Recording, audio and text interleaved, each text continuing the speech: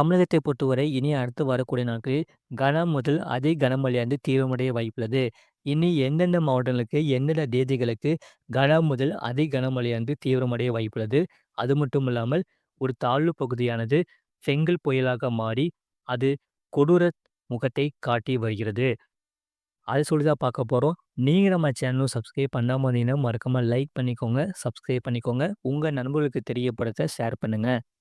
வடகடலோர தமிழகத்தில் அநேக இடங்களிலும், தென் கடலோர தமிழகம் மற்றும் உள் தமிழகத்தில் ஓரிரு இடங்களிலும், காரைக்கால் பகுதிகளிலும் மழை பெய்துள்ளது.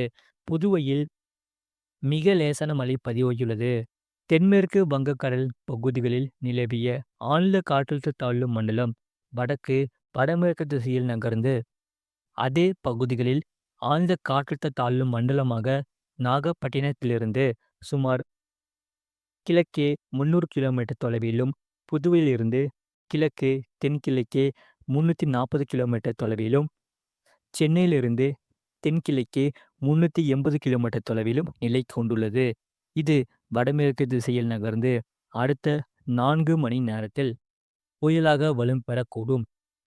இந்த புயலை பொறுத்தவரை வட தமிழக புதுவை கடற்கரையை காரைக்காலிற்கும் மகாபலிபுரத்திற்கும் இடையே புதுவைக்கு அருகே 30ஆம் தேதி மதியம் புயலாக கடக்கக்கூடும். அச்சமயத்தில் காற்றின் வேகம் மணிக்கு 70 முதல் 80 கிலோமீட்டர் வேகத்திலும், இடையிடையே 90 கிலோமீட்டர் வேகத்திலும் வீசக்கூடும். அடுத்த 7 தினங்களுக்கான வானிலை முன்னறிவிப்பு மற்றும் எச்சரிக்கை. 30ஆம் தேதி தமிழகத்தில் அநேக இடங்களிலும், புதுவை மற்றும் காரைக்கால் பகுதிகளிலும் இடி, மின்னலுடன் கூடிய லேசான மழை முதல் மிதமான மழை பெய்யக்கூடும்.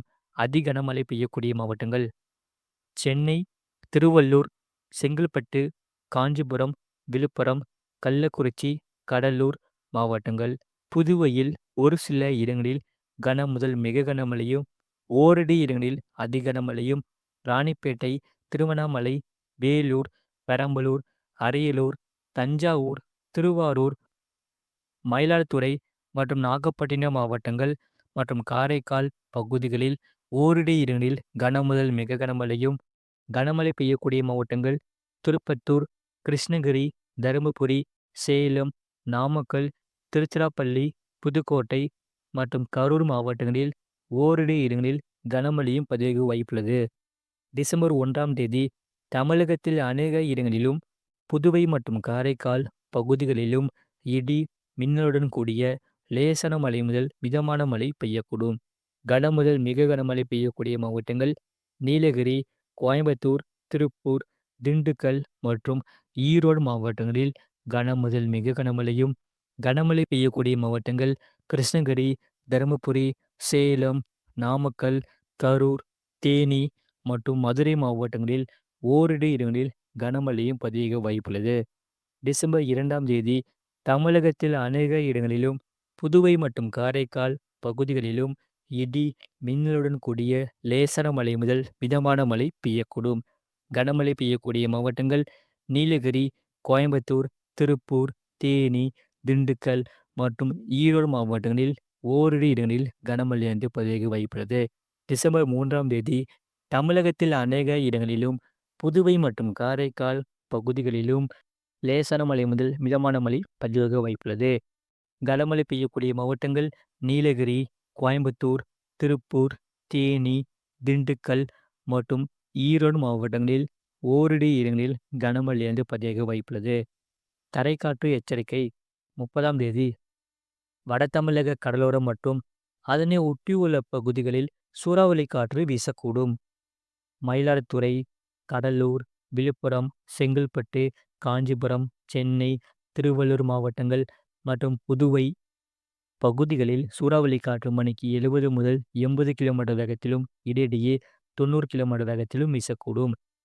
நாகப்பட்டினம், திருவாரூர், தஞ்சாவூர், புதுக்கோட்டை, பெரம்பலூர், அரியலூர், திருச்சிராப்பள்ளி, கள்ளக்குறிச்சி, ராணிப்பேட்டை, திருவண்ணாமலை, வேலூர் மாவட்டங்கள் மற்றும் காரைக்கால் பகுதிகளில் பலத்த தரைக்காற்று மணிக்கு 50 முதல் 60 கிலோமீட்டர் வேகத்திலும், இடையிடையே 70 கிலோமீட்டர் வேகத்திலும் வீசக்கூடும்.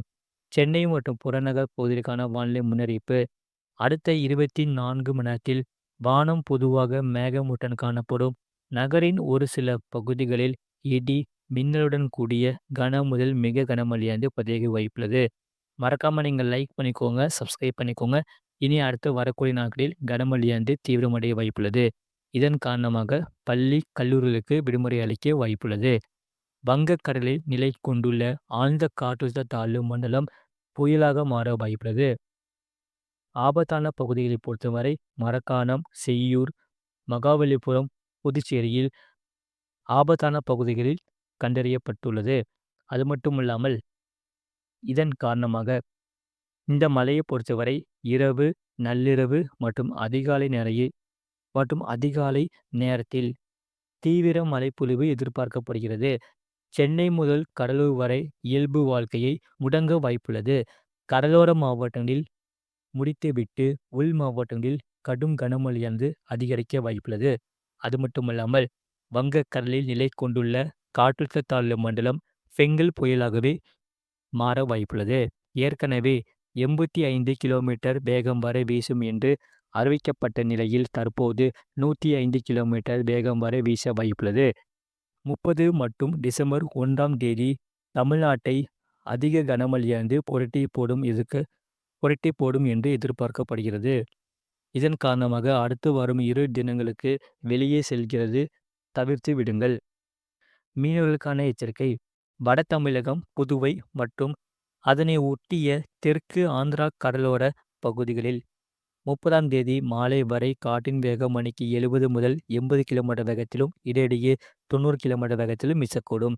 தென் தமிழக கடலோர பகுதிகள், மன்னார் வளைகுடா மற்றும் அதனை ஒட்டிய குமரி கடல் பகுதிகளில் 30ஆம் தேதி மாலை வரை சூறாவளி காற்று மணிக்கு 45 முதல் 55 கிலோமீட்டர் வேகத்திலும் இடையிடையே 65 கிலோமீட்டர் வேகத்திலும் வீசக்கூடும். அதன் பிறகு காற்றின் வேகம் குறைய வாய்ப்புள்ளது. மத்திய மேற்கு வங்கக்கடல் மற்றும் அதனை ஒட்டிய பகுதிகளில் 30ஆம் தேதி மாலை வரை காற்றின் வேகம் மணிக்கு 50 முதல் 60 கிலோமீட்டர் வேகத்திலும் இடையிடையே 70 கிலோமீட்டர் வேகத்திலும் வீசக்கூடும்.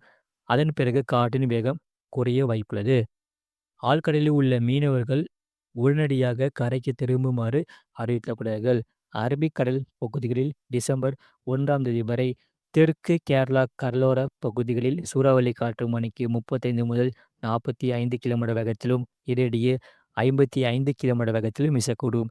மேற்குறிப்பிட்ட நாட்களில் மீனவர்கள் இப்பகுதிகளுக்கு செல்ல வேண்டாம் என்று அறிவிக்கப்படுகிறார்கள். கடந்த 24 மணி நேரத்தில் பதிவான மழையின் அளவு: சென்னை மாவட்டம் கத்திவாக்கம், சென்னை மாவட்டம் டிஜிபி அலுவலகம் தலா 6 சென்டிமீட்டர் பதிவுள்ளது. சென்னை மாவட்டம் சிடி மருத்துவமனை தண்டையார்பேட்டை, சென்னை மாவட்டம் அண்ணா பல்கலைக்கழகம், சென்னை மாவட்டம் நத்தனம் ஏஆர்ஜி தலா 5 சென்டிமீட்டர் பதிவுள்ளது. சென்னை மாவட்டம் ராயபுரம், சென்னை மாவட்டம் மணலி, சென்னை மாவட்டம் மாதவரம் தலா 4 சென்டிமீட்டர் பதிவுள்ளது. சென்னை மாவட்டம் சென்னை விமான நிலையம், சென்னை மாவட்டம் அண்ணா நகர், திருவள்ளூர் மாவட்டம் பொன்னேரி, சென்னை மாவட்டம் பெருங்குடி, சென்னை மாவட்டம் திருவிக நகர் தலா 3 சென்டிமீட்டர் பதிவுள்ளது. செங்கல்பட்டு மாவட்டம் இந்துஸ்தான் பல்கலைக்கழகம் ஏஆர்ஜி, திருவள்ளூர் மாவட்டம் கும்மிடிப்பூண்டி, செங்கல்பட்டு மாவட்டம் கோடம்பாக்கம், திருவள்ளூர் மாவட்டம் செங்குன்றம் தலா 2 சென்டிமீட்டர் பதிவுள்ளது.